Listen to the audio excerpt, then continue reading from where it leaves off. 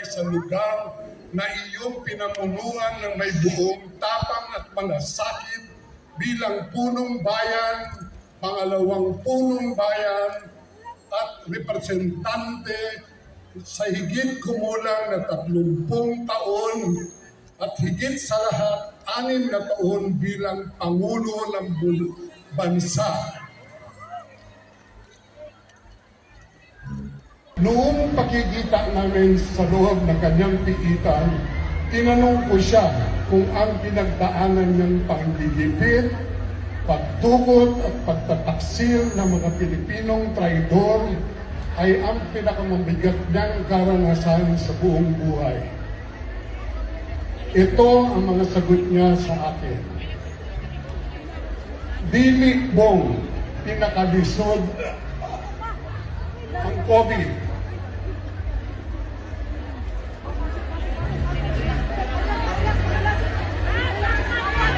Dili bong pinakalisod ang COVID.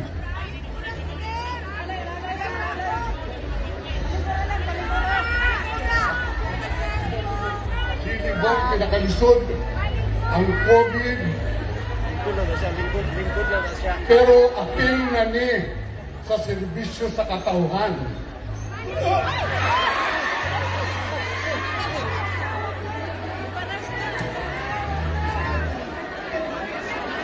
Okay.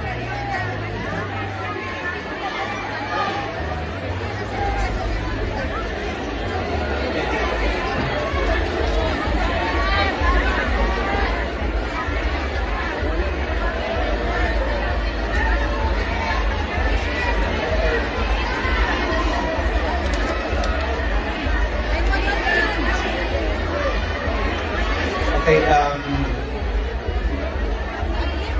yes, may.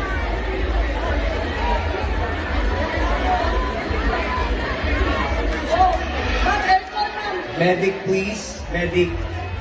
Medic, please. Our representatives from 911 or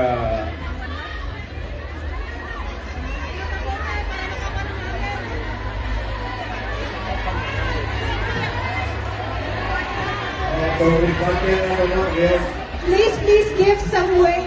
Please, dili ta magtapo para makaginawa ang tarong si Atty. He's Yes. okay. We just need some medical assistance for Atty. Medialdea.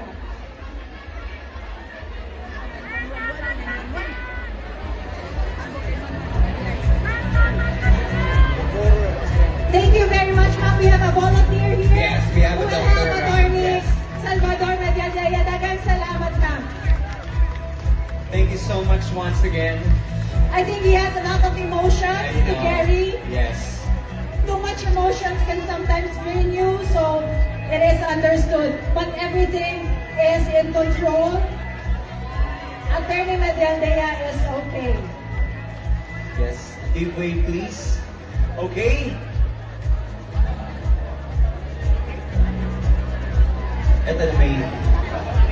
It's a good thing our 911 friends are... But to ensure the safety of Yes. Atty. Salvador Medialdea, our medic team will intervene and will bring him to the closest medical facility. Yes. Okay. Once again, palakpakan po natin, Atty. Salvador Medialdea. That was a very moving speech, Abel.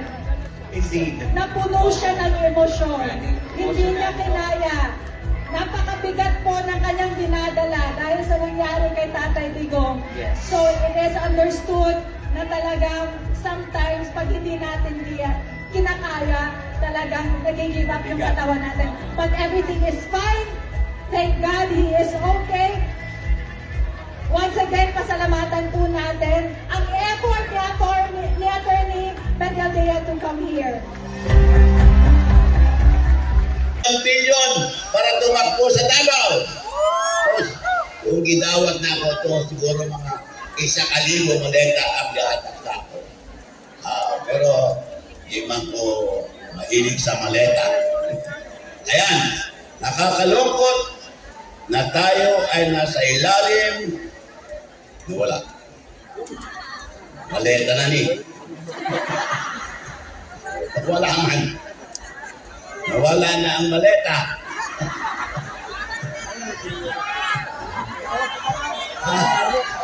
Maleta. Nawala man ang maleta. Asa?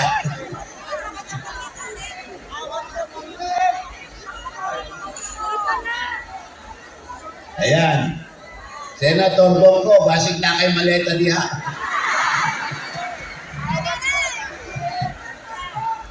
Apo, Secretary Del Lorenzana, ilang bang dala mong maleta? Galing Manila. Ayan. Yung mga tao doon, nakakaya, mga lintik.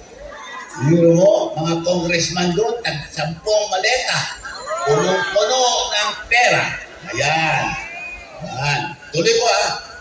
Nakakalungkot na tayo ay nasa ilalim ng napakababaw nilang pamumuno sa panahong ito.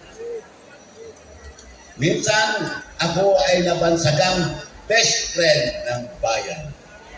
Napakalaking karangalan, pero sa totoo lang, iisa lamang ang best friend ng bayan. Sa amin, sa 6 na taon kong pinagsisilbihan kay Mayor Duterte, di ko siya nakitang umatras sa serbisyo para maayos lamang ang kapakanan ng bawat Pilipino at bawat Dabawenyo.